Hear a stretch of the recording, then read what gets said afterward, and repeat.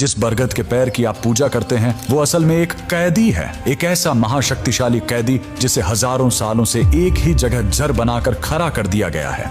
हे स्वामी, हे नारायण, अगर आप दोनों के लिए एक खेल इस सृष्टि की रक्षा से बड़ा हो गया है तो आज मैं आदिशक्ति आपको आदेश देती हूँ, जाओ अब इसी मिट्टी में जड़ बनकर दफन हो जाइए।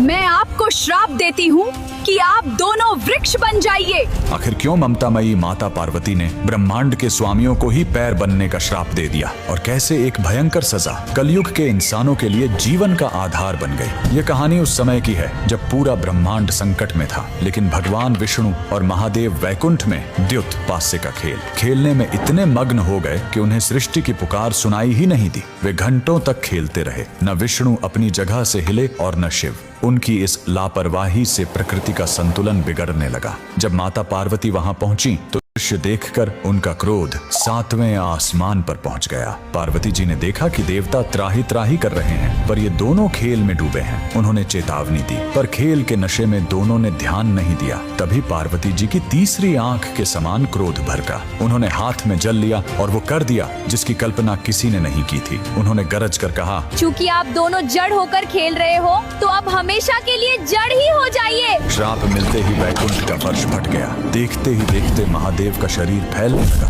उनकी जटाएं जमीन की ओर लटकने लगी और वो एक विशाल बरगद वट वृक्ष बन गए। वहीं भगवान विष्णु का शरीर एक पीपल के पैर में बदल गया। पूरे ब्रह्मांड में सन्नाटा छा गया। जब पार्वती जी का क्रोध शांत हुआ तो उन्हें अपनी गलती का एहसास हुआ। वे फूट फूट कर रोने लगी। उन्होंने विष्णु और शिव से क्षमा कर दीजिए, मैंने क्रोध में आकर बहुत बड़ा अपराध कर दिया।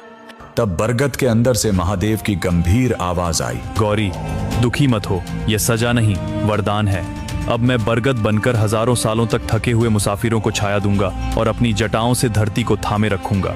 यही कारण है कि बरगद कभी मरता नहीं है। उसकी जटाएं फिर से जड़ बनकर उसे खड़ा रखती हैं। वह एक ऐसा कैदी है जो अपनी सजा में भी संसार का कल्याण कर रहा है। यह महादेव और विष्णु का वो त्याग है जो हमें सिखाता है कि चाहे आप कितनी भी बड़ी मुसीबत में हो, आपका स्वभाव दूसरों को जीवन देना ही होना चाहिए। विष्णु से बड़ा कोई पालनहार नहीं और महादेव से बड़ा कोई त्यागी नहीं। अगर आपको भी पीपल और बरगद के जन्म का यह सत्य दिल छू गया हो तो कमेंट में हर हर महादेव और जय श्री हरि जरूर लिखें।